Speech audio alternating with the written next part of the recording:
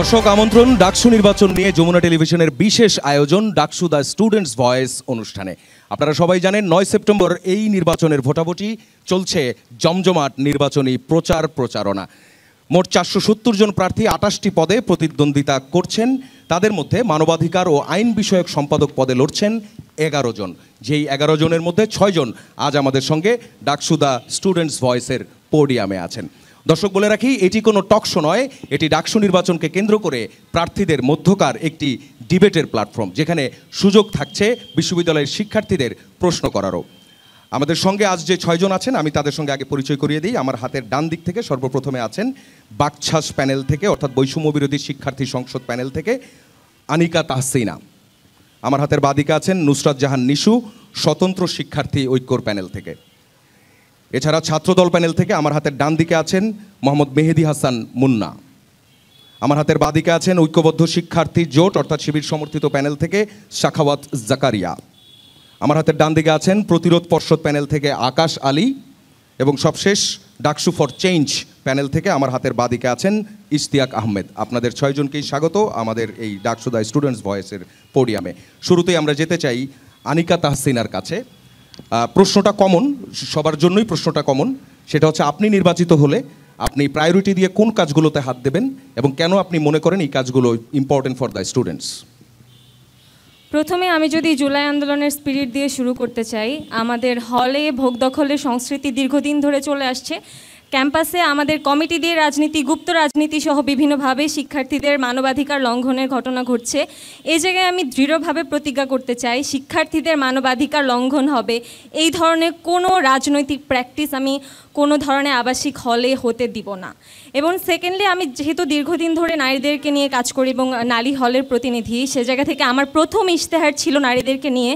আমি নারীদের জন্য 2 দিনের একটি মেনস্ট্রুয়াল লিভ চালু করার ইশতেহার দিয়েছিলাম, যাতে প্রত্যেকটি নারী আসলে তাদের শরীর এবং মননের সাথে যুদ্ধ না করে বরং একটি সুন্দর পরিবেশে নিজেদেরকে এগিয়ে নিয়ে যেতে পারেন। একই সাথে আমাদের নারীদের যারা অনাবাসিক আছেন তাদের কোনো ধরনের কমন রুমের রেস্ট স্পেস থাকে না, তারা এই নির্দিষ্ট দিনগুলোতে বাস দিয়ে আসেন এবং একই সমস্যায় ভুগতে থাকেন। সো এই জায়গা থেকে আমাদের প্রত্যেকটা হলে এবং ডিপার্টমেন্টের কমন রুমগুলোতে আমাদের সুলভ মূল্যে স্যানিটারি প্রোডাক্ট লাগবে এবং গাইনি সেবা নিশ্চিত করতে হবে। একই সাথে আমরা দেখি যে আমরা একটি গবেষণা ভিত্তিক শিক্ষা প্রতিষ্ঠান চাই, কিন্তু আমাদের বাজেটের স্বচ্ছতা কিংবা প্রশাসনের জবাবদিহিতা আমরা কোনো সময়ই ঢাকা বিশ্ববিদ্যালয়ে দেখে আসিনি। সেই জায়গা থেকে আমাদের মানবাধিকারের মানদণ্ডের মৌলিক সেবা যদি আমরা নিশ্চিত করতে চাই একটা শিক্ষার্থীর, সেখানে প্রথম আমাদের বাজেটের স্বচ্ছতা এবং জবাবদিহিতামূলক প্রশাসনের দিকে আমাদের তাকাতে হবে। এবং আমি যদি যেহেতু আমি আইন বিভাগের শিক্ষার্থী এবং মানবাধিকার এবং আইন সম্পাদক পদে লড়ছি, সেখানে শিক্ষার্থীরা প্রতিনিয়ত বিভিন্ন ধরনের গ্রেফতার মামলা এবং আইনি জটিলতায় ভুগতে থাকেন, হয়রানির শিকার হতে থাকেন। এই জায়গা থেকে আমরা ক্যাম্পাসে একটি বেসিক আইন কোর্স চালু করতে চাই শিক্ষার্থীদের জন্য। এবং আইন ও মানবাধিকার যে অফিসটি স্থাপন হবে সেটাকে আমরা শুধুমাত্র মানবাধিকার এবং আইনে সীমাবদ্ধ না রেখে এটাকে একটি ইন্টারডিসিপ্লিনারি জ্ঞান ও প্রযুক্তি সমন্বয় একটি উদ্ভাবনী গবেষণা কেন্দ্র হিসেবে আমরা গড়ে তুলতে চাই, যাতে দেশের ন্যায় বিচার এবং সামাজিক পরিবর্তনে এই অফিসটি গুরুত্বপূর্ণ ভূমিকা রাখতে পারে। একই সাথে আমাদের ক্যাম্পাসে অনেক শিশুরা আছে যারা কাজ করে এবং ক্যাম্পাসে আমাদের পরিবেশ বৈচিত্র্য আছে। এই জায়গা থেকে শিশুরা যাতে মানবেতর জীবনযাপন না করতে হয় তাদেরকে, এবং ক্যাম্পাসের জীব বৈচিত্র্য যাতে রক্ষিত হয় এবং ক্যাম্পাসের যেসব পোষা প্রাণী আছে তাদেরকে রক্ষার জন্য যত ধরনের পদক্ষেপ গ্রহণ করতে হয় সেগুলোতে আমি সচেষ্ট থাকবো। ধন্যবাদ। আনিকাকে ধন্যবাদ। যেতে চাই নুসরাত জাহান নিশুর কাছে। প্রশ্ন একটাই, আপনি উত্তরে যান। আসসালামু আলাইকুম, আমি নুসরাত জাহান নিশু। আমি স্বতন্ত্র শিক্ষার্থী ঐক্য প্যানেল থেকে মানবাধিকার ও আইন বিষয়ক সম্পাদক পদে প্রতিদ্বন্দ্বিতা করছি। আমার ইশতেহারগুলো যদি আমি খুব সিম্পলভাবে বলি, 2 ভাগে ভাগ করেছি আমি। একটা হচ্ছে আমাদের মৌলিক অধিকার, আরেকটা হচ্ছে যেটা বেসিক, যে আমি মানবাধিকার এবং আইন সম্পাদক হিসেবে কি কি করতে পারি। প্রথমেই যে জিনিসটি আসে, এবং আনিকা ইতিমধ্যে এটা বলেছে, যে আমাদের ঢাকা বিশ্ববিদ্যালয়ের শিক্ষার্থীরা বিভিন্ন সময় বিভিন্ন আইনি সমস্যায় পড়েন এবং তারা তখন অনেক বেশি দ্বিধায় থাকেন যে তারা কোথায় যাবেন, কোন দিকে যাবেন। বিশ্ববিদ্যালয় থেকে যদি একটা হচ্ছে যে লিগ্যালের সেল আমরা তৈরি করে দিতে পারি, সেক্ষেত্রে শিক্ষার্থীরা অনেক বেশি উপকৃত হবেন বলে আমি আশা রাখি, এবং এটা আমার একটি অনেকগুলো ইশতেহারের মধ্যে এটি একটি। আরেকটি যেটি হচ্ছে সেটি হচ্ছে আমরা জানি 2009 সালে হাইকোর্ট থেকে একটি ডিরেক্টিভ দেওয়া হয়েছিল যে বাংলাদেশে যত শিক্ষা প্রতিষ্ঠান আছে এবং একই সাথে কর্মক্ষেত্রগুলো আছে সেই জায়গাগুলোতে অ্যান্টি হ্যারাসমেন্ট সেলগুলো থাকবে। ঢাকা বিশ্ববিদ্যালয়ের একটি কেন্দ্রীয় অ্যান্টি হ্যারাসমেন্ট সেল আছে, এটা হয়তো আমরা অনেকেই জানি বা অনেকে জানি না, কিন্তু এটা অবশ্যই জানি যে এই অ্যান্টি হ্যারাসমেন্ট সেল আসলে কার্যকরী না। সো আমার উদ্দেশ্য হচ্ছে অনুষদ ভিত্তিক অ্যান্টি হ্যারাসমেন্ট সেল গঠন করা এবং একই সাথে ভিকটিম সেফটিও যাতে জায়গাটাতে নিশ্চিত হয় সেই জিনিসটা এনশিওর করা। আরেকটা জিনিস, আমরা হচ্ছে জুলাই অভ্যুত্থানের কথা এখন অনেক বলি, আমরা অনেক বলি যে জুলাই আসলে বিক্রি হয়ে গেছে, বাট জুলাই নিয়ে কাজগুলোকে আসলে করা হচ্ছে কিনা এটা আমার মনে হয় দেখার বিষয়। বিশেষত অভ্যুত্থানটা যেহেতু ঢাকা বিশ্ববিদ্যালয় থেকে আসলে গড়ে উঠেছিল এবং প্রথম মানবাধিকার ভায়োলেশন যদি আমরা বলি অভ্যুত্থানের, এটা কিন্তু ঢাকা বিশ্ববিদ্যালয় থেকে হয়েছে। কিন্তু আপনি যদি আজকে দেখেন ঢাকা বিশ্ববিদ্যালয়ে যে মানবাধিকার লঙ্ঘনের যে ঘটনাগুলো 24-এ হয়েছে সেটা কিন্তু কোনো প্রপার ডকুমেন্টেশন এখন পর্যন্ত করা হয়নি।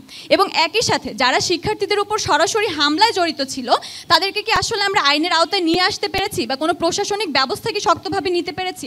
তো আমার মনে হয় এই জায়গাটাতে ডকুমেন্টেশনের যেমন দরকার আছে, একই সাথে আমি হচ্ছে যে লিগ্যাল এবং তাদের বিরুদ্ধে প্রশাসনিক ব্যবস্থা যারা সরাসরি হামলায় জড়িত ছিল কীভাবে নেওয়া যায় সেটা নিয়ে আমি কাজ করতে চাই।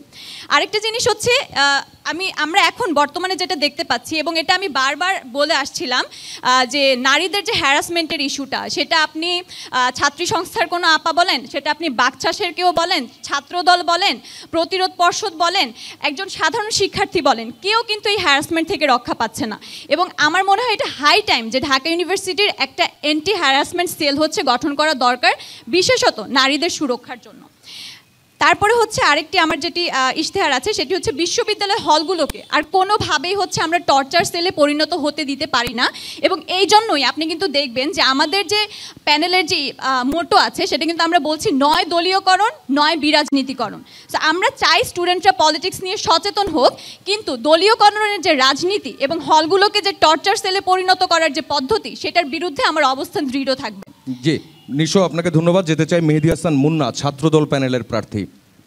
আসসালামু আলাইকুম, আমি মোহাম্মদ মেহেদী হাসান মুন্না।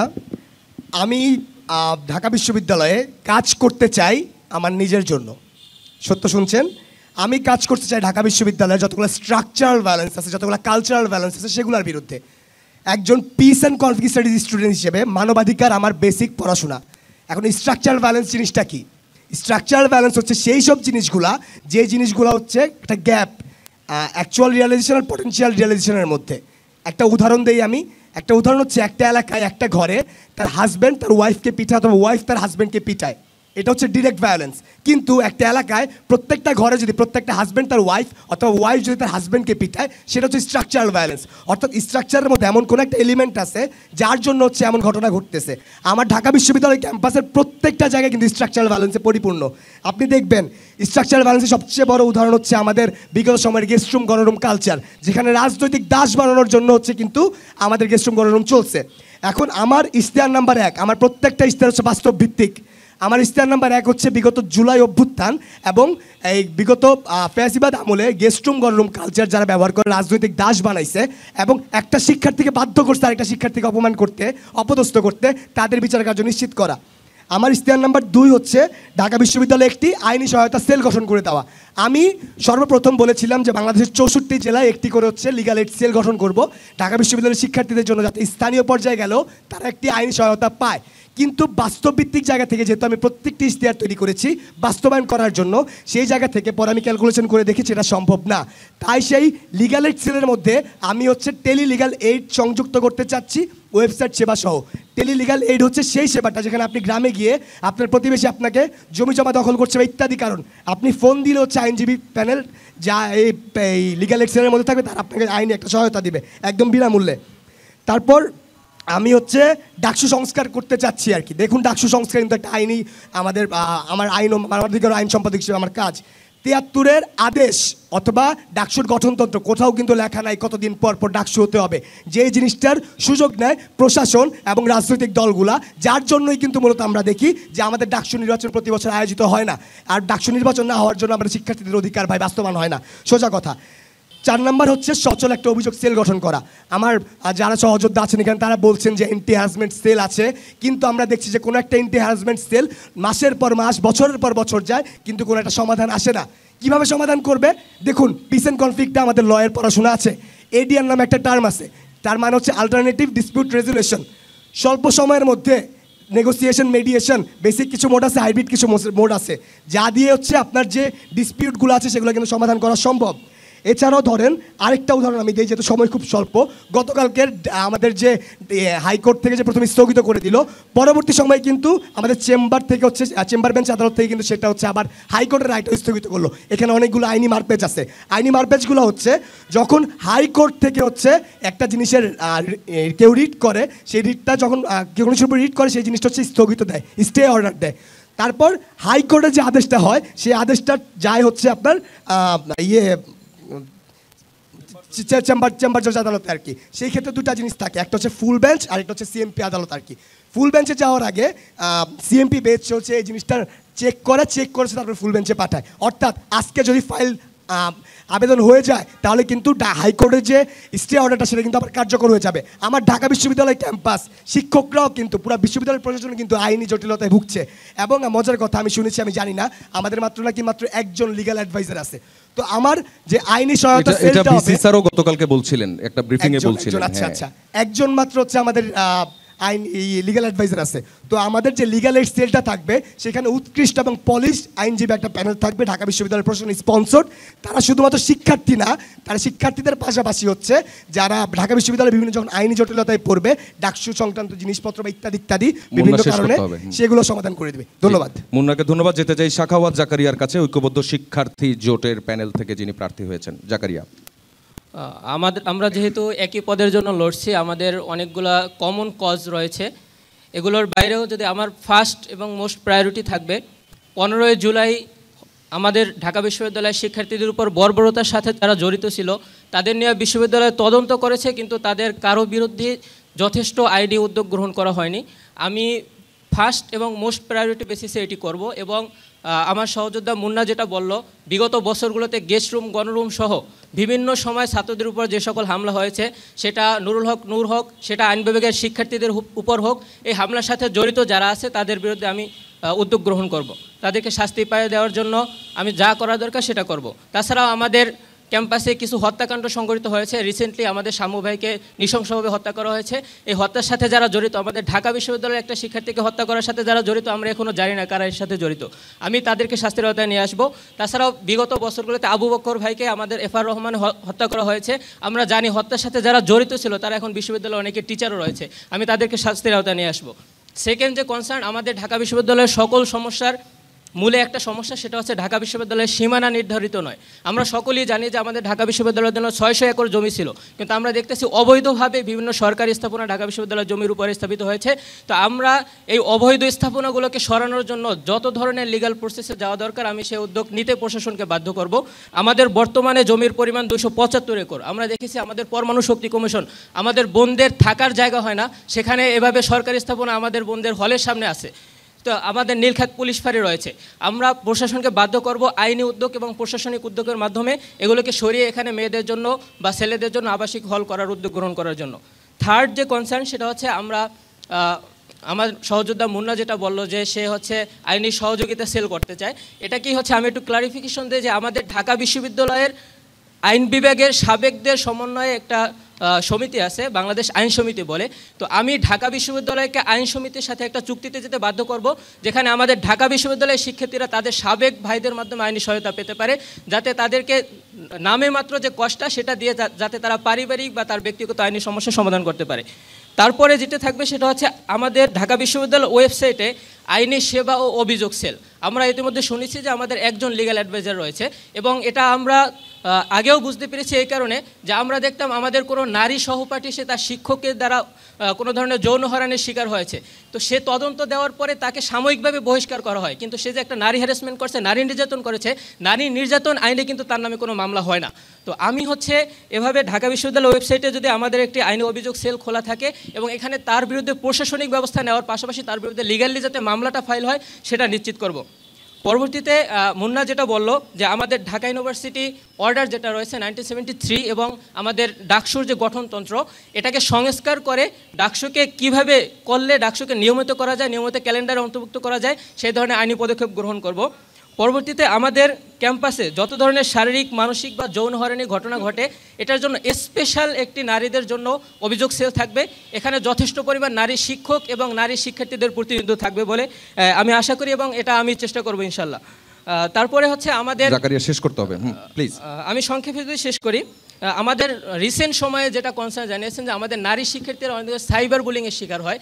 নারী শিক্ষার্থীদের জন্য স্পেশাল একটি সেল থাকার পরেও আমরা সাইবার সিকিউরিটি নামে আরেকটা সেল করব, যেখানে শুধু সাইবার বুলিংয়ের যে বিষয়গুলো রয়েছে সেগুলো অ্যাড্রেস করা হয়। এবং আমাদের আরেকটা কনসার্নের জায়গা রয়েছে, আমাদের 3টি নারী শিক্ষার্থীদের হল ক্যাম্পাসের বাইরে রয়েছে।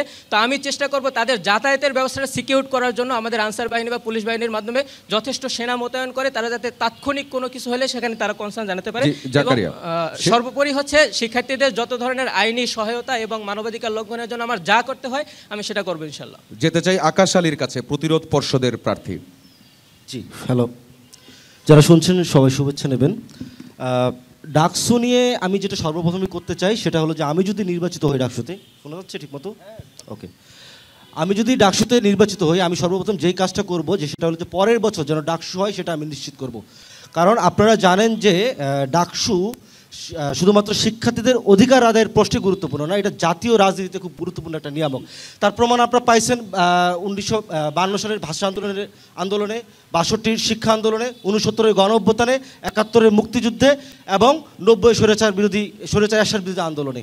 ফলে এইখানে এবং পরবর্তী সময় যেটা আমরা দেখলাম যে 90 সালে ছাত্রদল প্যানেল থেকে ভিপি এবং জিএস নির্বাচিত হওয়ার পরে তারা হচ্ছে ডাকসুটাকে একদম জাদুঘরে পাঠিয়ে দেওয়ার মতো একটা অবস্থা করছিল এবং দীর্ঘ সময় ডাকসু হচ্ছে অফ ছিল। কেন সেটা হয়? কারণ হয়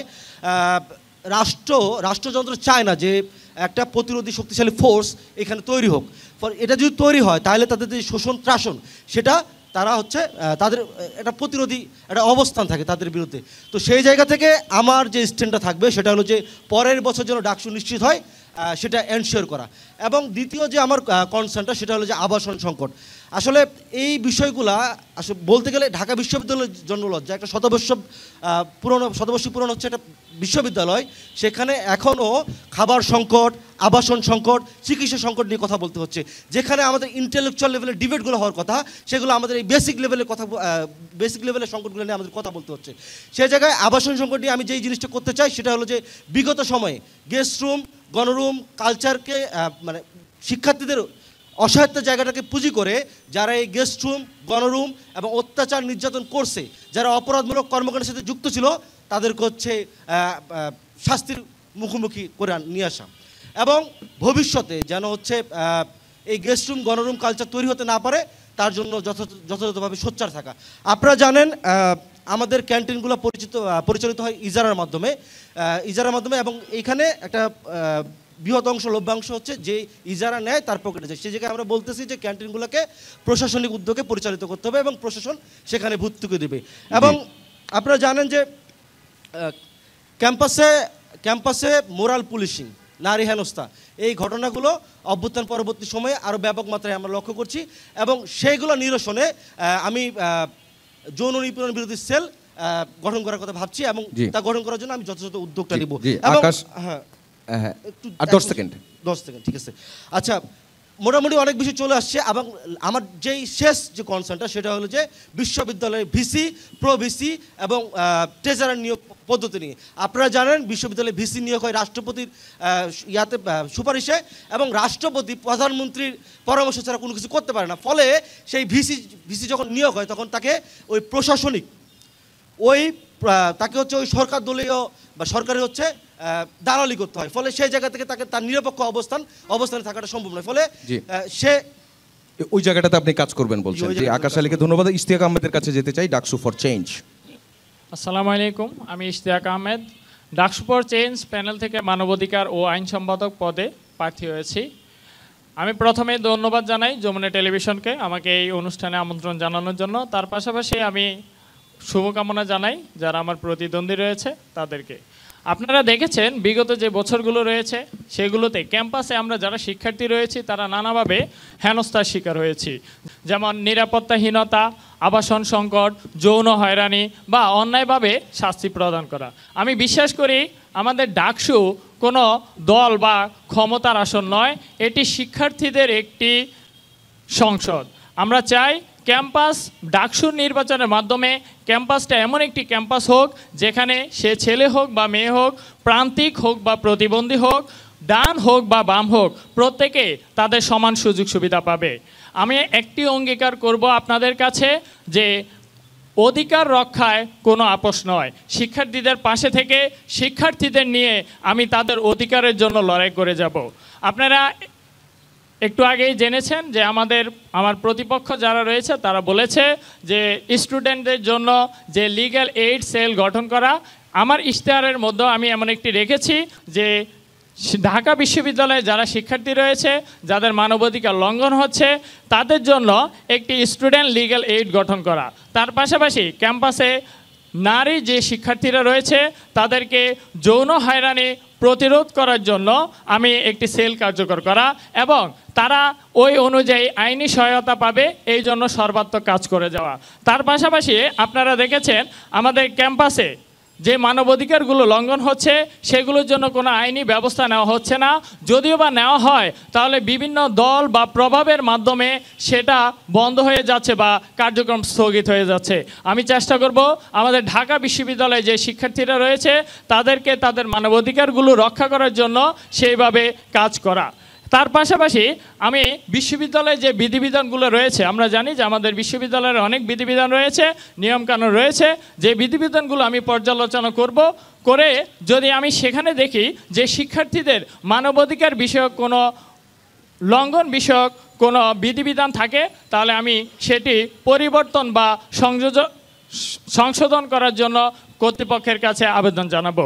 তার পাশাপাশি আমি যদি ডাকসুতে নির্বাচিত হই তাহলে ডাকসুর পক্ষ থেকে মানবাধিকার ও আইন বিষয়ক ম্যাগাজিন প্রকাশ করার উদ্যোগ গ্রহণ করব, যাতে করে আমাদের শিক্ষার্থীরা মানবাধিকার ও আইন বিষয়ক সম্পর্কে সচেতন হতে পারে এবং কি তারা তাদের অধিকারগুলো ভোগ করতে পারে। জি, ইশতিয়াক আহমেদকে ধন্যবাদ।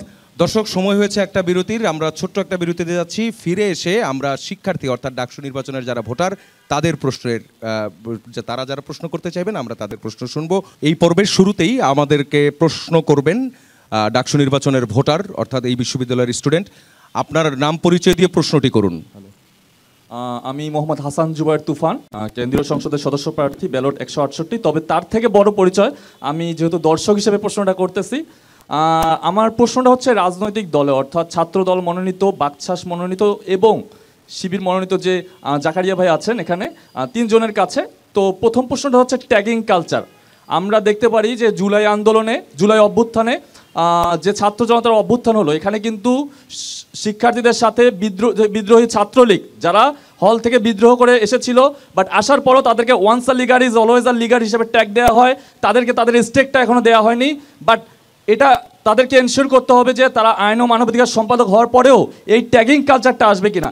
আমরা বিগত দিন টকশোতে দেখেছি যে একজন প্রশ্ন করেছে তাকে শিবির ট্যাগ দেওয়া হয়েছে, এই ট্যাগিং কালচারটা কি বন্ধ হবে কিনা, যে যারা বিদ্রোহী ছাত্রলীগ আসছে তাদেরকে আবার ওই ওয়ানসা ছাত্রলীগ অলওয়েজ ছাত্রলীগ ট্যাগ দেবে কিনা। আমার দ্বিতীয় প্রশ্ন, আমরা দেখতে পারি অনলাইনে মুহুর্মুহু বট অ্যাটাক, এত বেশি বট অ্যাটাক ঢাকা বিশ্ববিদ্যালয়ের শিক্ষার্থীদের থেকে আমার মনে হয় বাংলাদেশের জনসংখ্যা থেকে বটের জনসংখ্যাই হচ্ছে কয়েক গুণ। তো আপনার আইন সম্পাদক হওয়ার পর এই বট অ্যাটাকগুলো কীভাবে, এই আপনারা তো বললেন যে সাইবার সেলিং করবেন, তারপর অনলাইন হ্যারাসমেন্ট রোধ করবেন, তো এই বট অ্যাটাকগুলো নিয়ে আপনাদের সমাধান কি? তো আমার দুটো প্রশ্ন, যে ট্যাগিং কালচার আবার ওই ছাত্রলীগের মতো ট্যাগ দিবেন কিনা, তাদের স্টেকটা দিবেন কিনা, দ্বিতীয়ত এই বটগুলো দিয়ে কি করবেন এটার বিষয়ে। ধন্যবাদ। আর ছাত্র দলের কাছে কি প্রশ্ন ছিল? আমার তো 3 জনের কাছে, যেহেতু ছাত্র জনের কাছে একই প্রশ্ন, কারণ রাজনৈতিক তারা ছাত্র সংগঠনকে রিপ্রেজেন্ট করতে। জি, আমরা তাহলে আগে সাখাওয়াত জাকারিয়ার উত্তরটাতে যাই। এখানে যে কনসার্নটা জানানো হয়েছে এটা খুবই মারাত্মক, যে আগের মতো কি ছাত্রলীগের মতো ট্যাগিং কালচার আসবে কিনা। তো ভাই যে ইনসিডেন্টের কথা বলেছেন সেখানে যে ইনসিডেন্টটা ঘটিয়েছে সে ক্ষমা প্রার্থনা করেছে। আসলে আমরা এই ধরনের একটা কালচার চেয়েছি যে এই ধরনের কোনো ট্যাগিং কালচার আর হবে না। আর যারা এই ধরনের ট্যাগিং করবে, একটা সাধারণ শিক্ষার্থীকে বিভিন্ন রাজনৈতিক দলের সাথে ট্যাগ যুক্ত করে তাকে ডিমোনাইজ করার ট্রাই করবে, আমরা আশা করব যে আমরা নির্বাচিত হওয়ার পরে প্রশাসনের মাধ্যমে তাদের বিরুদ্ধে যৌক্তিক অবস্থান নিব আর কি। আর এখানে যেটা বলা হয়েছে যে ওয়ান্সে ছাত্রলীগ অলওয়েসে ছাত্রলীগ, আমরা আশা করি একজন ব্যক্তির, যার ব্যক্তি স্বাধীনতা রয়েছে, সে যে কোনো সময় যে কোনো দল পরিবর্তন করতে পারে। তো যে এক সময় ছাত্রলীগ করেছে, সে তার দল পরিবর্তন করে ছাত্রলীগের নৃশংসতা দেখে সে একসময় আমাদের সাথে একই সাথে জুলাই যোদ্ধা হয়েছে। তো আমরা আশা করব এই ধরনের কোনো ট্যাগিং হবে না, এবং যারা করবে আশা করি প্রশাসনের মাধ্যমে তাদের বিরুদ্ধে ব্যবস্থা নেব ইনশাল্লাহ। বট অ্যাটাকের ইস্যুটা হচ্ছে, এটা যেহেতু সাইবার সিকিউরিটি ইস্যুর সাথে জড়িত, এবং যে অ্যাটাক করতেছে আসলে আমিও জানি না যে তার পরিচয় কী, এই কারণে তার নাম বট। তো এটা করতে পারবে সাইবার সিকিউরিটি সেল। তো বট অ্যাটাকের বিরুদ্ধে আমাদের যে সাইবার সিকিউরিটি সেলটা থাকবে, এখানে যদি আপনি অভিযোগ দেন, স্পেসিফিক স্ক্রিনশট বা তার আইডির লিঙ্কটা দেন, তাহলে আমরা প্রশাসনের মাধ্যমে এটা যারা সাইবার সিকিউরিটি নিয়ে ডিলিংস করে তাদের মাধ্যমে আইডিটা অ্যাটাক করা বা তাকে বন্ধ করে দেওয়া, এবং এটার আইডির পিছনে যারা রয়েছে তাদেরকে সাইবার সিকিউরিটি আইনের আওতায় মামলা দেওয়ার ব্যবস্থা করবে ইনশাল্লাহ। জি, আপনাকে ধন্যবাদ। একই প্রশ্নে ছাত্র দলের কি উত্তর? ধন্যবাদ। প্রথমেই হচ্ছে আগের ঘটনাটা বলি। 17 জুলাই ঢাকা বিশ্ববিদ্যালয় ক্যাম্পাসে যদি যারা হলে থেকে বাধ্য হয়ে ছাত্রলীগ করছে তারা যদি বিদ্রোহ না করতো, ভাই আমি আজকে এখানে দাঁড়ায় থাকতে পারতাম না। কারণ আমি 2022 সাল থেকে ছাত্রদল করা ছেলে, আমি এখানে দাঁড়ায় আছি তাদের ট্যাগের বিনিময়ে, তাদের কষ্টের বিনিময়ে। সুতরাং তাদেরকে যদি কেউ ছাত্রলীগ ট্যাগ দিতে চায়, তাহলে ভাই অবশ্যই তাদের বিরুদ্ধে আমাদের ব্যবস্থা নিতে হবে এবং সম্মিলিতভাবে তাদেরকে প্রতিরোধ করতে হবে। এটা হচ্ছে প্রথম কথা। দ্বিতীয় কথা, যদি ট্যাগিং কালচারটা ফিরে আসে, এই জায়গায় ভাই আমাদের কিছু ঝামেলা আছে সিস্টেমের মধ্যে। কেমন ঝামেলা? 5 আগস্ট পরবর্তী সময়গুলোতে আপনি দেখবেন যে সাধারণ শিক্ষার্থী সেজে রাজনৈতিকভাবে যে অ্যাটাকগুলো করা হচ্ছে, এটা হচ্ছে মেন সমস্যা। যখন আমাকে রাজনৈতিকভাবে অ্যাটাক করা হচ্ছে, আমি তো সেই জিনিসগুলো রাজনৈতিকভাবে আমাকে ডিল করতে হবে। আমি রাজনীতিকে তো রাজনীতি ছাড়া অন্য কোনো মাধ্যমে ডিল করতে পারবো না আমি ভাই, সোজা হিসাব। তো এই কালচারটা যেন দূর হয়, তাহলে আমার কি করতে হবে? যারা রাজনীতি করতেছে তারা সম্মুখে সেটা করতে হবে, হ্যাঁ ভাই আমি অমুক দলের অমুক, আমি রাজনীতি করতেছি, আপনার এই জিনিসটা আমার কাছে ভালো লাগে নাই, আপনি এই জিনিসটা কেন করছেন আপনি আমাকে একটু বুঝাই বলেন। সেই ক্ষেত্রে জিনিসটা এমনভাবে করা যায়।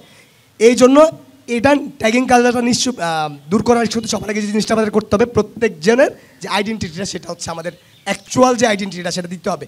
আমার বিশ্ববিদ্যালয় ক্যাম্পাসে সবাই তো রাজনীতি করে না রে ভাই, অল্প কিছু মানুষ রাজনীতি করে। যারা রাজনীতি করছে সদিচ্ছায় আসুক। আমরা এমন একটা এনভায়রনমেন্ট চাই রাজনীতিতে যেখানে থাকবে না কোনো হানাহানি, কোনো মারামারি, সবাই সম্প্রীতিতে থাকবে। কারণ দল মতের ঊর্ধ্বে ঢাকা বিশ্ববিদ্যালয়ে আমরা যারা পড়াশোনা করতেছি ভাই, আমরা সবাই ভাই বোন। এই বাক্যে আমরা সবাই একমত হব আমরা আশা করি। বট অ্যাটাকের ব্যাপারটা ভাই, আমি যতগুলো ইশতেহার দিছি সবগুলো কিন্তু বাস্তবভিত্তিকভাবে বলছি আমি এখানে।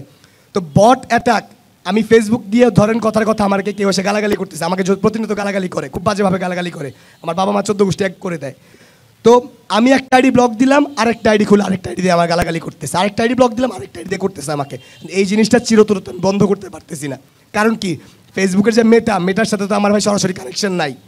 তো এইটা বট অ্যাটাকটা নির্মূল ভাই আমরা সরাসরি করা যাবে না, কিন্তু সেই ক্ষেত্রে আমাদের তথ্য প্রযুক্তির সহায়তায় আমাদের যদি সদিচ্ছা থাকে, আমাদের বাংলাদেশের অন্যতম আরেকটা সমস্যা হচ্ছে আমাদের রাজনীতিবিদদের সদিচ্ছার অভাব। যদি আমাদের সদিচ্ছা থাকে, এই বট আইডির পিছনে কারা সেটা আমরা শনাক্ত করতে পারবো। যদি এটা অনেক সময় সাপেক্ষ এবং অনেক কস্টলি একটা ব্যাপার, চেষ্টা করা যেতে পারে, কিন্তু জিনিসটা বাস্তবভিত্তিক হবে না আর কি। জি, একই প্রশ্নে বৈষম্য বিরোধী শিক্ষার্থী সংসদ। প্রথমেই ট্যাগিং কালচার নিয়ে যদি বলি, যেহেতু ছাত্রলীগের বিদ্রোহী শিক্ষার্থীরা সরাসরি জুলাই আন্দোলনে নেমে এসেছিলেন এবং সরকার পতনে সরাসরি ভূমিকা রেখেছেন, তাই তাদেরকে ছাত্রলীগ বলার কোনো ধরনের এখতিয়ার কোনো রাজনৈতিক দল কিংবা কোনো মানুষেরই নেই। তাদের একটাই পরিচয় এখন, তারা বিপ্লবী, এর বাইরে তাদের কোনো পরিচয় নাই। সো এখানে এই ট্যাগ আনার তো কোনো মানেই হয় না। দ্বিতীয়ত আমি শিবিরের ট্যাগিং কালচার, শিবির ট্যাগিংয়ের কথা যদি বলি, আমি আপনাদেরকে যদি একটা ছোট্ট কনটেক্সটে নিয়ে যাই, আপনারা সবাই জানেন আইন বিভাগের শিক্ষার্থীরা মসজিদে ছাত্রলীগের দ্বারা কী নির্মমভাবে হামলার শিকার হয়েছিল। সেখানে শিবিরের সাথে সংশ্লিষ্ট আমার অনেক বন্ধুরা সেই প্রোগ্রামের সাথে জড়িত ছিলেন, এবং আমরা যারা শিবিরের রাজনীতির সাথে জড়িত নই তারাও এই প্রক্টর অফিসে এসে স্মারকলিপি জমা দেওয়ার পরে এই ট্যাগিংয়ের শিকার হয়েছিলাম। কিন্তু আমি কিন্তু তখন আমার গা থেকে এই ট্যাগটা মুছে ফেলতে পারি নাই, কারণ সেই সময় থেকে এখন পর্যন্ত শিবির যে ছোট টিম আকারে ফাংশন করছে, শিবির তাদের ছোট টিম এখন পর্যন্ত প্রকাশ করে নাই। তাই সত্যিকার অর্থে কে শিবির কিংবা কে রাজনৈতিক আর কে সাধারণ শিক্ষার্থী সেটা বিচার করার আসলে মানদণ্ড রইল কই। আর দ্বিতীয়ত যদি বট অ্যাটাক নিয়ে বলি ভাই, সেই সেপ্টেম্বর থেকে শুরু হয়েছে। সেপ্টেম্বরে যখন আমরা জুলাই বিপ্লব নিয়ে কথা বলেছি তখন আমাদেরকে বিভিন্ন ধরনের জঙ্গি বা আমার পোশাকের কারণে এই ধরনের ট্যাগ দেওয়া হতো। এখন আমি যখন কোনো রাজনৈতিক দলের বিরুদ্ধে আমার স্ট্যান্স ক্লিয়ার করি তখন সরাসরি আমাকে ইসলাম বিদ্বেষী এবং এই জাতীয় ট্যাগ দেওয়া হয়। আমি আসলে যথেষ্ট শ্রদ্ধা রেখে সাখাওয়াত জাকারিয়াকে বলতে চাই, আপনি বললেন যে আমিও জানি না আপনিও জানি না এরা কারা, এই জন্যই তারা বট। কিন্তু আপনারা যদি দেখেন যে বটদের একটা নির্দিষ্ট গোষ্ঠীর প্রতি সমর্থন থাকে এবং এর বিরুদ্ধেই যদি আপনারা কথা বলেন তাহলে ওই পোস্টগুলোতে বট অ্যাটাক আসে। এখন আমি বলতে চাই যে আপনারা রাজনৈতিক ব্যক্তিত্ব, আপনারা সরাসরি কেন বলেন না যদি তারা আপনাদের দলের নাও হয়ে থাকে? আমরা যদি রিসেন্ট ঘটনায় পটেনশিয়াল গ্যাং রেপিস্ট আলী হোসেনের কথাও বলি যে সে আপনাদের সাথে সংশ্লিষ্ট না, আপনারা বলেছেন, তাহলে আপনাদের সাথে সংশ্লিষ্ট না থাকলে সে তো সরাসরি ঘোষণা দিয়েছে যে সে শিবির সমর্থক। আপনারা কেন বলেন না যে এই ধরনের সমর্থকদের বিরুদ্ধে আমরা সরাসরি ব্যবস্থা গ্রহণ করব, কিংবা আমরা রাজনৈতিক জায়গায় দাঁড়িয়ে এই ধরনের সমর্থন কোনোভাবে আমাদের সাথে ওন করি না? এই কথাটা তো আপনারা রাজনৈতিক জায়গা থেকে বলবেন, কিন্তু সেটা না করে আপনারা সিস্টেমেটিক উপায়ে এই ধরনের বট বা বিভিন্ন ধরনের অ্যানোনিমাস মানুষদেরকে দিয়ে আপনাদের বয়ানের পক্ষে বৈধতা তৈরি করেন। এটা তো সঠিক রাজনৈতিক কালচার না। আপনাকে ধন্যবাদ। আমরা আমাদের শিক্ষার্থীর প্রশ্নের 3 জনের উত্তরটাই পেয়েছি। এখন এই উত্তর দিতে গিয়ে পয়েন্ট অফ অর্ডার তৈরি হয়েছে, সেখানে আমরা দেখতে পাচ্ছি যে জাকারিয়ার কাছে একটি প্রশ্ন এসছে। আমরা এই প্রশ্নের উত্তরটাতে যাব, তারপর আবারও রেজ করেছেন নিশোর প্রশ্নটা পরে নিচ্ছি, আগে জাকারিয়ার উত্তরটা নিই। আনিকার প্রশ্নে আপনার উত্তর। আমার ব্যাচমেট আনিকা আমার ফ্রেন্ড, তো আমি ফ্রেন্ড হিসেবে উত্তর দিচ্ছি যে তার কনসার্ন ছিল। আমি রাজনৈতিক উত্তর চাচ্ছি, আমি কিন্তু এখানে বন্ধু জাকারিয়ার কাছে প্রশ্ন করি আমরা নাই। আমি মনে করি যে আমাদের বিশ্ববিদ্যালয়ের রাজনৈতিক পরিচয়ের থেকেও আমাদের বড় পরিচয় আমরা শিক্ষার্থী, এবং রাজনৈতিক পরিচয় আমি 2 দিন পর চেঞ্জ করে ফেলতে পারবো, কিন্তু আমার একজন শিক্ষার্থীর সাথে, যার সাথে আমি ক্লাস করতেছি, যার সাথে আমি চলাফেরা করতেছি, এটা আমাদের সারা জীবনই থাকবে। তো আমি রাজনৈতিকভাবেই প্রশ্নের উত্তর দিচ্ছি। কথা ছিল যে বট অ্যাটাকগুলো হচ্ছে নির্দিষ্ট গোষ্ঠী কেন্দ্রিক, বা সে যেটা বোঝাতে চাচ্ছে যে শিবিরের বিরুদ্ধে লিখলেই হচ্ছে বট অ্যাটাক খায়, বিষয়টা কিন্তু এমন না। আমি যদি লিখি, আমি যদি ছাত্রদলের বিরুদ্ধে লিখি আমিও বট অ্যাটাক খাই, আমি যদি বাক্সাসের বিরুদ্ধে লিখি আমিও বট অ্যাটাক খাই।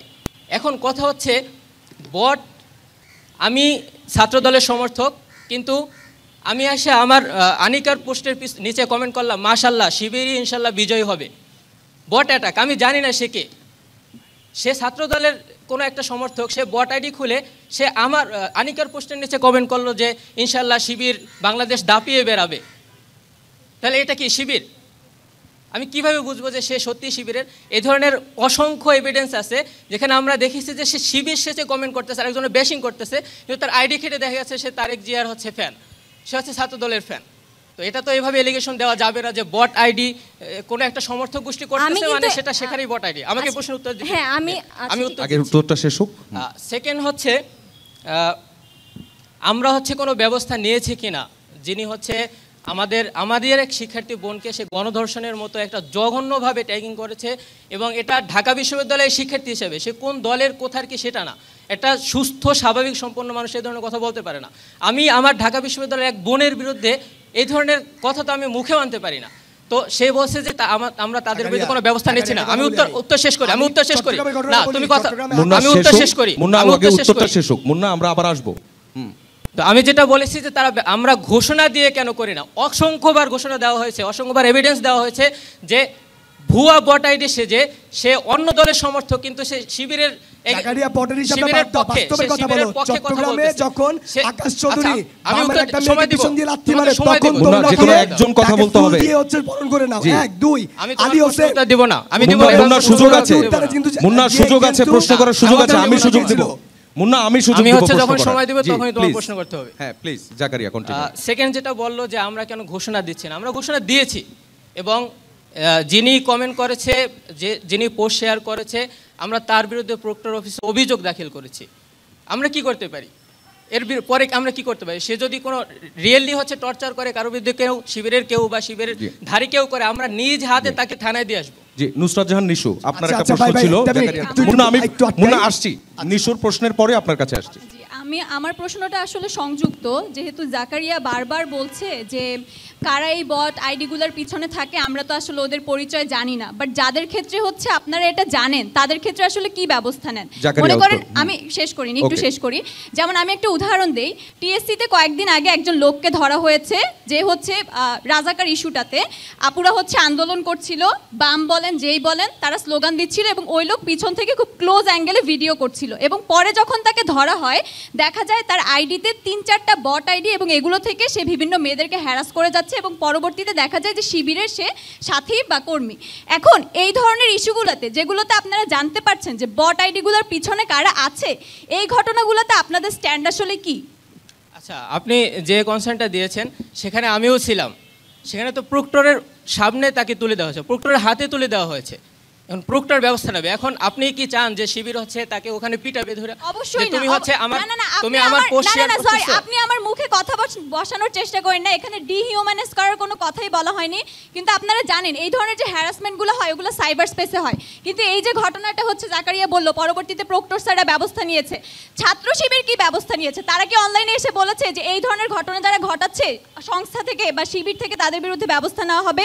বা এই যে ওরা যে কাজগুলো করে এগুলো তো ওরা সংগঠনের আস্থায় করে বা একটা লিভারেজ পেই করে, তাহলে এগুলোর বিরুদ্ধে কি আপনারা কখনো জোর গলায় কিছু বলেছেন? জাকারিয়া: হ্যাঁ, অবশ্যই অসংখ্যবার জোর গলায় বলা হয়েছে এবং ছাত্র শিবির সেখানে গিয়ে তাকে থানায় গিয়ে মিছিল করে নাই যে হচ্ছে তাকে সারিয়ে আনতে হবে।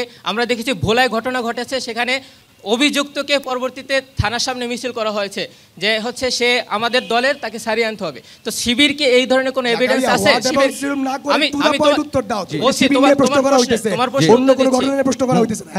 আমি বলতেছি এভিডেন্সগুলো বলতেছি যে শিবিরের এই ধরনের কোনো এভিডেন্স আপু দেখাতে পারবে যে তারা হচ্ছে সেই হেনস্থাকারীকে শিবির ছাড়াই আনার জন্য, আপনি যার নামে অভিযোগ করেছেন তাকে ছাড়াই আনার জন্য গিয়েছে। তোমার কাছে কেন স্ট্যান্ডার্ডটা এইটা যে আমি তাকে ছাড়াই আনি নাই? কেন তোমার কাছে স্ট্যান্ডার্ডটা এইটা না যে আমি আমার সংগঠন থেকে একটা স্ট্রং স্ট্যান্ড একটা নারীর পক্ষে আমি নিয়েছি? কেন তোমার কাছে স্ট্যান্ডার্ড বারবার আমরা তো তাকে হচ্ছে যে জেলখানায় গিয়ে ছাড়িয়ে নিয়ে আসিনি? এটা তো স্ট্যান্ডার্ড হতে পারে না, এটা তো কোনো সভ্য দেশের চিত্রই হতে পারে না। এখন আপনার কথা হচ্ছে এটা যে তিনি নারীদের হেনস্থা করেছে, তার নামে হচ্ছে আপনি স্ট্রং এভিডেন্সও দিতে পারতেছেন না যে সে হচ্ছে শিবিরের কর্মী। স্ট্রং এভিডেন্স কেন দিতে পারছেন না? এটা তো প্রমাণিত একটা জিনিস না। তাকে হচ্ছে আপনি কিভাবে কি করবেন? আপনি যে ঘটনাটা যিনি ধর্ষণ করার হুমকি দিয়েছে আপনি দেখতেছেন, তাকে শিবির কি করবে? আপনি পরামর্শ দেন যে শিবির কি করতে পারে। আমি আপনার কাছে পরামর্শ চাচ্ছি। আমি একটা প্রশ্ন করি। আমরা বুঝতে পেরেছি, আমরা একটু মুন্নার প্রশ্নটাও নেই। আমরা একটু মুন্নার প্রশ্নটা নেই, বলতে চাই সবাই একটু থামবো, মুন্নার প্রশ্নটা নেই। আমি শিবির প্যানেল থেকে মুক্তিযুদ্ধ সম্পাদক দাঁড়িয়েছিল ভিন্ন আলাপ, এটা আজকের কনটেক্সটে আমি প্রশ্ন করতে চাই যে গণহত্যার উপর দাঁড়িয়ে থেকে আমাদের শিবিরের এলিমেন্টের মধ্যে নারী বিদ্বেষ রেখে আপনারা কিভাবে শিক্ষার্থীদের অধিকার বাস্তবায়ন করবেন? আমরা একটা এক্সাম্পল দিয়ে যদি কথা বলি, চট্টগ্রামের আকাশ আলী, যে একটা নারীর পিছনে লাথি মারার পর তাকে থানা থেকে বের করার পর ফুল দিয়ে বরণ করা হয়েছিল। 1, 2, আপনি যখন বলছেন যে থানা থেকে তাকে ছাড়ে আনতে যান না, ঢাকা বিশ্ববিদ্যালয়ে যখন একটা কুলাঙ্গার আমার এক বোনকে বাজেভাবে কমেন্ট করে তখন আপনাদের একজন কিন্তু দায়িত্বশীল জায়গায় গিয়েছিল। আপনি এই জিনিসটা কিভাবে মানে বিয়ে করবেন যে আপনার এলিমেন্টের মধ্যে নারী বিদ্বেষ আছে, গণহত্যা আছে, এগুলা রেখে আপনি কিভাবে শিক্ষার্থীদের অধিকার প্রতিষ্ঠা করবেন? আমার প্রশ্ন। মুন্নার প্রশ্নটা আমরা পেয়েছি। দর্শক, আমরা এর উত্তরটা নেব। ছাত্র দলের যিনি প্রার্থী, তিনি ছাত্র শিবিরের যে প্যানেল ঐক্যবদ্ধ শিক্ষার্থী জোটের প্রার্থী সাখাওয়াত জাকারিয়াকে প্রশ্ন করেছেন। জাকারিয়া উত্তরটা দিবেন সংক্ষেপে। মুন্না যেটি প্রশ্ন করেছেন, আমার ফার্স্ট কথা হচ্ছে তিনি যে এলিগেশনটা এনেছেন তিনি কি ছাত্র শিবিরের সাথে সম্পৃক্ত ছিলেন? মাথায় টুপি, মুখে দাড়ি থাকলে শিবিরের উপরে দায় দিয়ে দাও, এই কালচার চলবে না। কথা না বলবো না মুন্না, মাঝখানে কথা বলবো না, উত্তরটা নিব। আপনি সময় পাবেন, তো আপনি সময় পাবেন। মুন্না উত্তরটা শুনতে হবে। মুন্না শুনেন, আমি উত্তরটা শুনতে হবে। আমি একজন প্র্যাকটিসিং মুসলিম, আপনি এখানে ওদিকে নিয়ে যান না যে দাড়ি টুপি থাকলে রাজাকার, দাড়ি টুপি থাকলে কখনো রাজাকার না। আমরা রাজাকারের কথা আমি কখনো বলিনি, উনি এখনো শেষ করেননি কথা বলিনি মুন্না, উনি এখনো শেষ করেননি। আমরা জাকারিয়ার উত্তরটাকে শুনি। টুপি এবং দাড়ি দেখলে হালকা একটু আলহামদুলিল্লাহ কমেন্ট করলি প্লিজ শিবিরের উপরে দায় দিয়ে এটা দাও, বললেন না এটা ভাই, চলবে এটা না। বললে আপনারা সেকেন্ড কথা হচ্ছে সমস্ত মুসলমানদেরকে অপমানিত করতেছেন। ওই ঘটনা সমস্ত এসএম ফরহাদ মুসলমানদেরকে গিয়েছিল, অপমানিত করতেছেন। মাইক্রোফোনটা শুনেন, কন্ট্রোল এসএম করতে হবে। ফরহাদ মাওলানা ভাসানী কি ওই বলে গেছে? অভিযোগ থেকে পানি ছাড়িয়ে যেমন আনার নীল জন্য না, যায় না। জামাত ইসলাম ও এসএম ইসলাম না। ফরহাদ অভিযোগ থেকে আপনারা এমন ছাড়িয়ে কিছু আনার বলেন জন্য না, যায় না। শোনেন। সে শোনেন, সেখানে আমি কি বলি গিয়েছিল, ভাই? সেখানে যাতে মুন্না, কোনো আমরা ধরনের উত্তরটা অপ্রীতিকর শুনতে চাই, আমরা অবস্থা, উত্তরটা শুনতে চাই। অপ্রীতিকর আপনার প্রশ্ন ঘটনা তো না আমরা ঘটে পেয়েছি। সেটার জন্য। কিন্তু সেখানেও তাকে বাজেভাবে ট্যাগিং করা হয়েছে যে এসএম ফরহাদ সেই কুলাঙ্গারকে ছাড়িয়ে আনার জন্য গিয়েছে। তাকে অবশ্যই আমি কুলাঙ্গার বলবো। এবং পরবর্তীতে আমরা দেখেছি কিছু লোক তাকে ফুলের মালা পরিয়ে দিয়েছে। আমরা সবাই প্রতিবাদ জানিয়েছি। আপনি আমার ফেসবুক পোস্ট ঘাটলে দেখবেন যে আমি আপনারা তাদেরকে কি যাকে প্রত্যেকটা নারী তাকে বিদ্বেষী কুলাঙ্গার প্রশ্নকে বলেছি, এভাবে তাকে যারা অদেবাদিজম ফুলের মালা পরিয়েছে করেন? তাদেরকে কুলাঙ্গার বলেছি। মুন্না, আপনাকে আমি প্রশ্ন মুন্না, করছি, সেই মুন্না, বিদ্বেষী উত্তরটা আপনি শুনে প্রশ্ন বলছেন করতে দাড়ি হবে। টুপি কেন ভাই? দাড়ি টুপিওয়ালা সবাই তো ভাই এরকম না। দাড়ি টুপিওয়ালা সবাই তো মুনাফিক না। আমি আপনার বলি আল্লাহ তাআলা হাদিসে কি বলছেন? হাদিসে বলছেন মুনাফিকের লক্ষণ 3টা। এক, তারা মিথ্যা কথা বলে। দেখেন, আপনারা যারা গুপ্ত রাজনীতি করতেছেন, আপনাদেরকে যখন জিজ্ঞেস করা হয় যে আপনারা শিবির করেন কিনা, আপনারা বলেন আপনাদেরকে ট্যাগিং দেওয়া হয়। শিবিরকে শিবির বলে কেমনে ট্যাগিং দেওয়া হয়? বিষয়টা ভাই? কি এমন? এটা তো না, বিষয়টা এমন না। আপনারা আপনি ইসলামের নাম দেখেন, বিক্রি আপনার করে দলের যে রাজনীতি নেতা, করেন, আপনার শোনেন। দলের যে নেতা যাকে আপনারা ট্যাগিং দিয়েছে ইসলামের নাম সে বিক্রি করে বাক্সাসের রাজনীতি গেঞ্জি করেন। পরা ছিল। দুজন একসাথে নয়, দুজন একসাথে নয়, মুন্না। মুসলমানরা ইফেক্টেড হচ্ছি। আমরা মুসলমানরা সারা বাংলাদেশের মানুষের কাছে ট্যাগিং নিয়ে কথা বললে মুন্না কি প্রতিবাদ করেছিল ওই দিন যে এজিএস ডিবেটে যে ট্যাগিংটা হয়েছে তাদের দল থেকে? মুন্না কি সেদিন প্রতিবাদ করেছিল বা মুন্না কি কিছু বলেছিল? আমি এটা নিয়ে মুন্নার কাছে প্রশ্ন ছুড়ে দিই। সে এটা অবশ্যই বলে নাই। ধন্যবাদ, ধন্যবাদ। ওকে, পাল্টা আমি বলি প্রশ্ন না, এটা মুন্নার আপনি কাছে। জানেন, আপনি জি। শুনেন, একটা সংগঠন করার ক্ষেত্রে মায়াত ভাইকে ওই দিন রাত্রেবেলা আমি স্পষ্টভাবে বলছি যে ভাই, যাকে তাকে আপনি শিবির বলতে পারেন না। মায়াত ভাই আমাকে অনেক কিছু বললেন। জসিমউদ্দিন হলের শিবিরে না, রাজনৈতিকভাবে কানে কানে বললে হবে না, মায়াত ভাইকে কানে কানে বললে হবে না, প্রকাশ্যে বলতে হবে। আমি শেষ করি। মায়াত ভাই আমাকে বলতেছেন যে জসিমউদ্দিন হল শিবিরের সভাপতির সাথে তাকে হচ্ছে আড্ডা দিতে দেখা গেছে। আমি যখন মায়াত ভাইকে বললাম যে ভাই, এই জিনিসটা তো হচ্ছে আপনি কাউকে বললেই, মানে শিবির বললেই তো হয় না, তার জার্সির মধ্যে বাকচাষ লেখা ছিল, আপনি তাকে তো শিবির ট্যাগ দিতে পারেন না। তখন মায়াত ভাই আমাকে বলছে যে আমি তোর বড় ভাই, আমাকে ক্ষমা করে দিস। হিট অফ দ্য মোমেন্টে আমি এই জিনিসটা ক্যাচ করতে পারি না দেখে ভুলে আমার মুখ দিয়ে বের হয়ে গেছে। এখন যখন আমার বড় ভাই এসে আমাকে এই কথাটা বলে পাবলিক স্পেসে, আমি তাকে কেমনে সমালোচনা করি? আপনাকে এই বলেন। বড় ভাই কালচার বন্ধ করতে হবে। নিশু, বড় নিশু ভাই প্রশ্ন সবাই করতে না, হবে। ক্যাম্পাসে কেউ নাই, সবাই বড় সবার ভাই ঢাকা কাছে। বিশ্ববিদ্যালয়ে কোনো বড় ভাই তারেক রহমান কিছু থাকবে না। এখানে শিক্ষার্থীদের রাজনীতি হবে, শিক্ষার্থীদের ডাকসু হবে। ব্যাপারটা বড় ভাই কালচারটা না। আমি যখন 17 জুলাই বিশ্ববিদ্যালয় ক্যাম্পাসে পুলিশের গুলি খাচ্ছিলাম, তখন মায়ের আমার সামনে এসে আমার আবার বুলেটটা খাইছে। বড় ভাই কালচার বলতে আমি তার দ্বারা বেনিফিটেড হচ্ছি, এটা ভুল, আপনি ভুল বলছেন। আমি যথেষ্ট মেরুদণ্ড হল একটা ছেলে। হল কমিটি যখন ছাত্র দলের দেয়, যখন আমার বিশ্ববিদ্যালয়ের দায়িত্বশীল একজন আমার সাথে বৈষম্য করে, আমি কিন্তু তাকে ছাড় দিয়ে কথা বলি নাই। মুন্নাকে আপনি নিশু news প্রশ্ন দেখলে করবেন, বুঝতে নিশু। পারবেন। ভাইয়া আমার নিশু। হচ্ছে আপনি যেই কথাগুলো মাত্র বললেন, হ্যাঁ, এটার প্রেক্ষিতে আমার হচ্ছে 2টা প্রশ্ন আছে। মনে করেন ওই দিন যে প্রশ্নটা করেছে সেই ছেলেটা শিবির, যদি সে শিবির হয়েও থাকে, সে তো একজন ভোটার, সে ইউনিভার্সিটির একজন শিক্ষার্থী, তাহলে আপনি কিভাবে সে শিবির বলেই তাকে হচ্ছে আপনি সাইড করে দিচ্ছেন, আপনি তাকে ইগনোর করে যাচ্ছেন, তার প্রশ্নের উত্তর দেওয়াটাকে আপনি বাধ্যতামূলক মনে করছেন না? এটা শুধুমাত্র কাউকে ট্যাগিং করা না, শিবির করলেই তো কাউকে ট্যাগ করা হয়ে যায় না, এটা এর বাহিরের প্রশ্ন। আপনি কি তাকে ডিহিউম্যানাইজ করছেন কিনা এটা বলে, আপনি কি তাকে কালচার থেকে সাইডে সরায় রাখতে চাচ্ছেন কিনা এটা বলে। এবং অ্যাট দ্য সেম টাইম আরও একটা প্রশ্ন আমি বলতে চাই, যেহেতু আপনি বড় ভাইয়ের কথা বললেন, আপনি যেহেতু একটা সংগঠনের রাজনীতি করেন এবং ওই প্যানেল থেকে নির্বাচনে দাঁড়িয়েছেন, আপনি আপনার বড় ভাইয়ের এগেনস্টে এই ক্ষুদ্র একটা ব্যাপারে আপনি স্ট্যান্ড নিতে পারছেন না। ভবিষ্যতে যখন শিক্ষার্থীদের স্বার্থ আসবে, আপনি কিভাবে আপনার দলের এগেনস্টে গিয়ে শিক্ষার্থীদের স্বার্থ সংক্ষেপে উত্তর দিবেন মুন্না। আচ্ছা, এটা To একটা the point. এক্সাম্পল আমি দেই। যখন ঢাকা বিশ্ববিদ্যালয় হল কমিটিগুলো হয়, আমার হলের মধ্যে যখন আমার সাথে বৈষম্যগুলো করা হয়, আমার বিশ্ববিদ্যালয়ের দায়িত্বশীল একজন কিন্তু আমি ছাড় দিয়ে কথা বলি নাই ভাই। আপনারা নিউজগুলো ঘাটলে দেখতে পারবেন।